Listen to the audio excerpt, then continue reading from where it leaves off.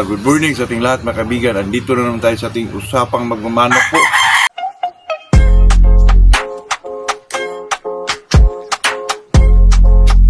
Bago tayo mag-umpisa mga kaibigan ay sa nakagawian muna tayo.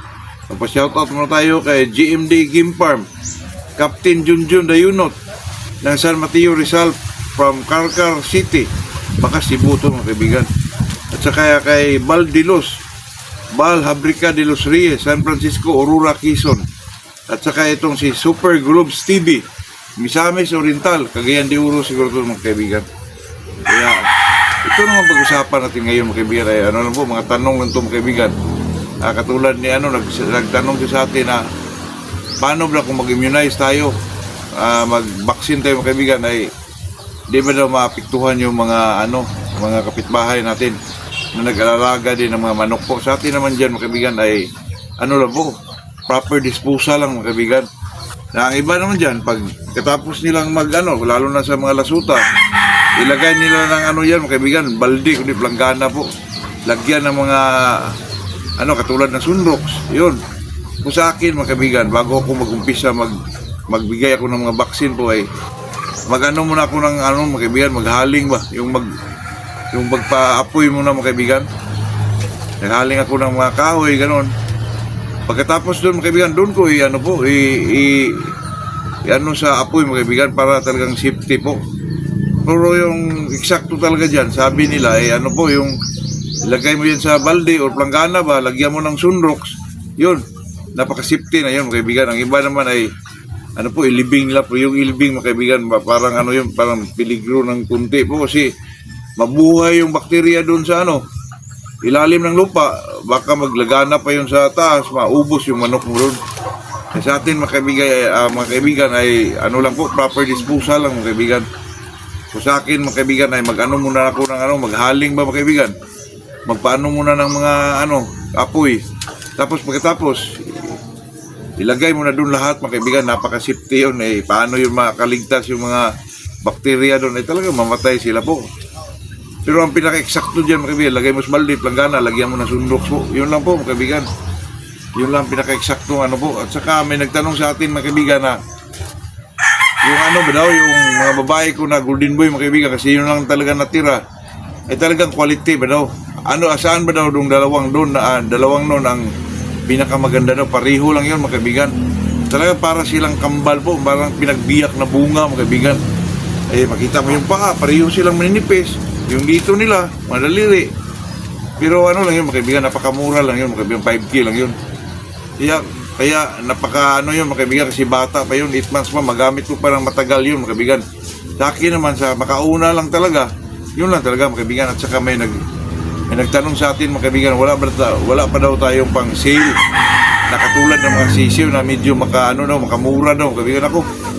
Ako mga kaibigan, bihira lang akong mag-out ng mga ganong mga klaseng edad po. Kasi gusto ko yung medyo malaki na para medyo tayo mga kaibigan. Pero ngayon mga kaibigan, mayroon po. Alam nyo na, ay practical lang tayo mga kaibigan. Nangailangan talaga tayo ngayon kasi may inasikaso tayong pinarintahan natin na lupa po na binakuran ko. Ang laki ko na ng gastos mga kaibigan kasi binakuran ko na ng mga hero po. Saka bumibili ako ng net mga kaibigan. Kaya mayroon tayong pang sale mga kaibigan, pang kaibigan lang talaga. Ay sana matulungan ninyo din ako sa ating sa ating pangarap mga kaibigan na bilang isang magmamano po.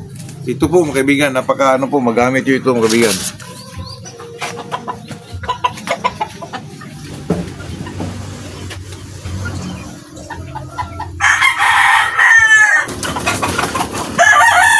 Mga kaibigan, ito po ay golden boy mga kaibigan.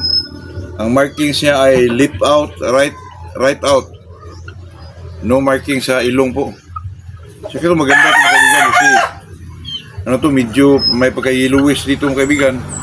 Saka sa tingin ko malaking manok to. Tingnan niyo po, ang ganda mga kaibigan. At saka napakamura lang po.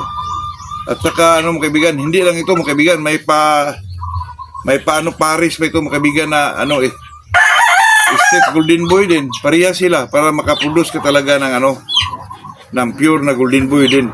Saka sa atin mga kaibigan ay paunahan lang po. Kasi bihira lang kung magpalabas ng ganito mga kaibigan. Ito mga kaibigan, at saka may pares ito na ibang markings din para magamit mo talaga mga kaibigan. So makauna lang po. Napakamura lang ito mga kaibigan, 5K lang po.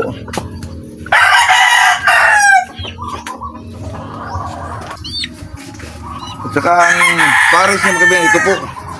Bata pa, mga 2 months siguro ito mga kaibigan. At saka yellowish dito mga kaibigan.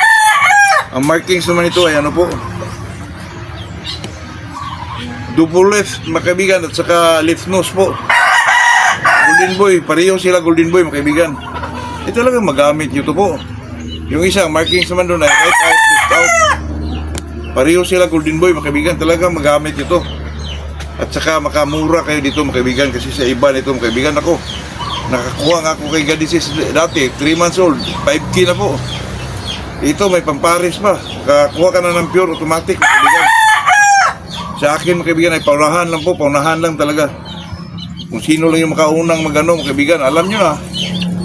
Ito po, magandang babae ito mga kaibigan. Tsaka napakasip naman ito biyahe kasi tsaka mura lang ang siguro shipping nito kasi single box lang ito. Hindi mo naman itong ano sila, ihalo doon kaibigan. Hindi naman ito mag-away. Po, napakaganda mga kaibigan. Paunahan lang po kasi 5K lang mga kaibigan.